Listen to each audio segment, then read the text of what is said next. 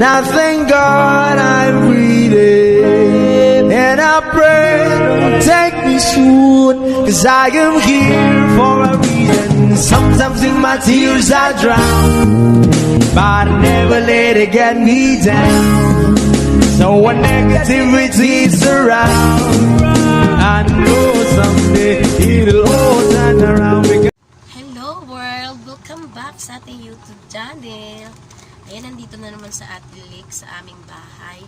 Kaya ngayon po ay may bago na akong content. Ang aming content po ay ito siya. Never and have I never. Yeah. So, yun po ang aming content for today. Kaya ngayon, magtatanong ko ngayon ng question ay... Ako. Kasi sa akin galing tong question. Like, ilalabas yung sa vlog ko before sa kanya. So, yung question nila is galing sa kanila yon. This question, never have I ever, is sa akin galing to. Galing to sa bahay ko, ginawa ko na tong mga question. At hindi ako nag-google lang ako kasi since hindi ko naman aalam talaga yung mga questions dito. So, ayun na nga guys. Harap na, charot. Ano yung katanungan number 1? First question. Sariling sikap lang to kasi walang mag-aano sa amin. Charot. Walang ibang katuwang na ano. Never have I ever umutot sa harap ng crush.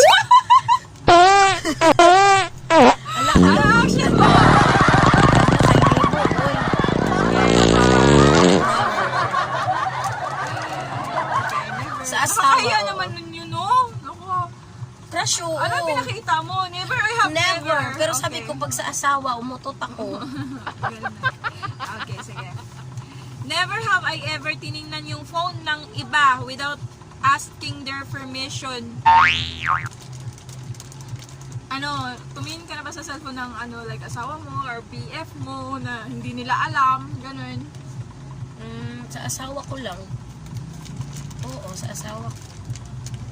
Yes, I have ba? I have.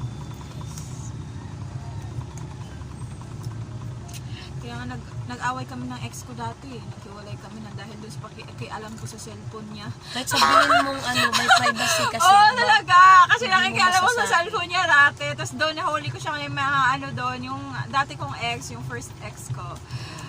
In-explain ko na.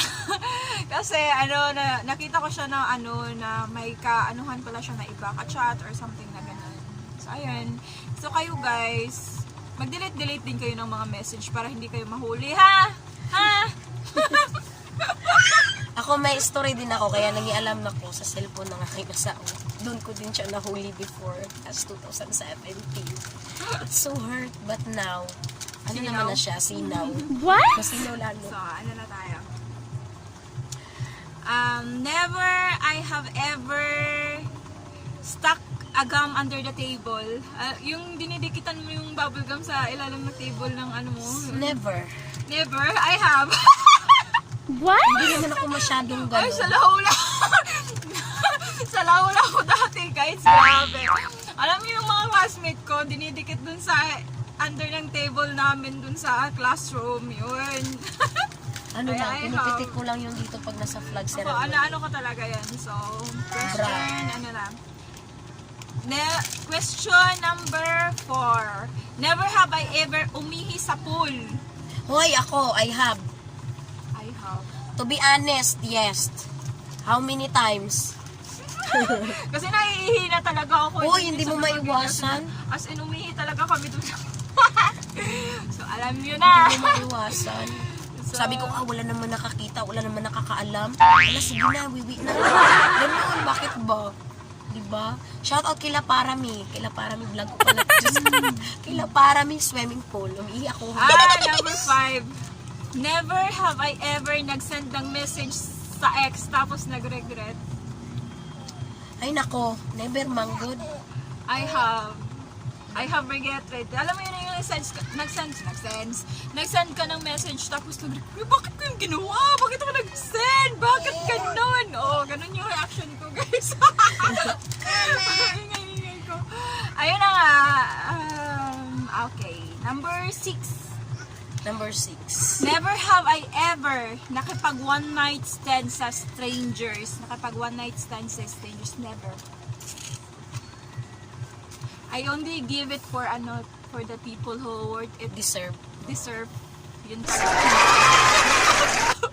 Yun na ba yung deserve sa iyo? Pero deserve na rin para sa kanya. Deserve Pero, niya yun kasi mabait naman siya. wala, sana all. Okay, number 7. Never have I ever nalagyan ng chikinini tapos nakita ng parents or friends. Ako, I have. I have. Sa baba, kapitbahay. First time since I have talaga.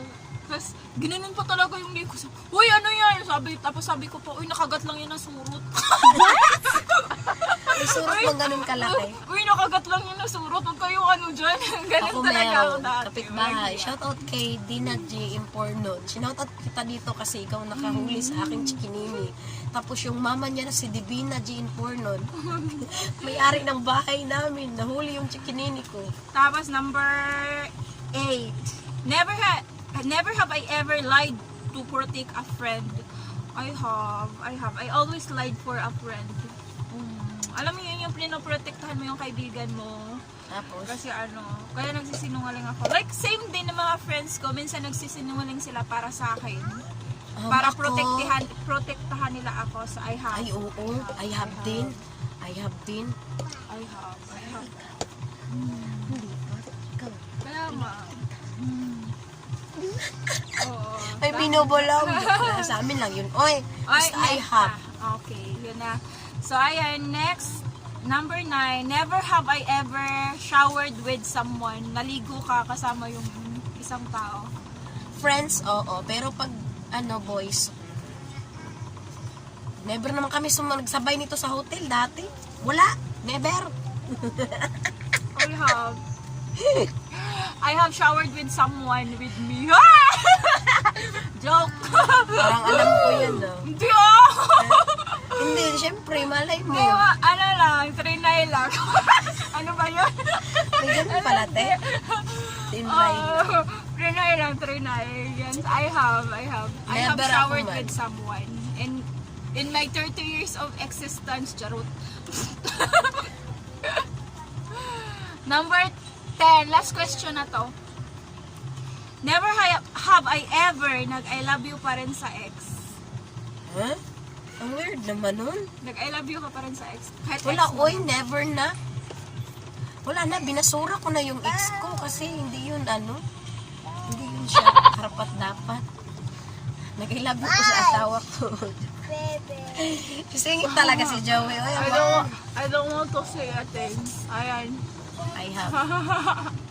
Yes, I have. Tanga ako eh. Charot. Uy, hindi naman, inailabihan ka lang. Mag-I love you ulit sa ex. So, yun na guys. Nagmahal lang. Yun na guys, parang ang dami kong I have na ano sa mga ano ko na to. So, yun na. Kaya, ayun guys, thank you so much for watching. Stay safe. Bye. Love you. Pasensya na sa akin, Junakis. Bye!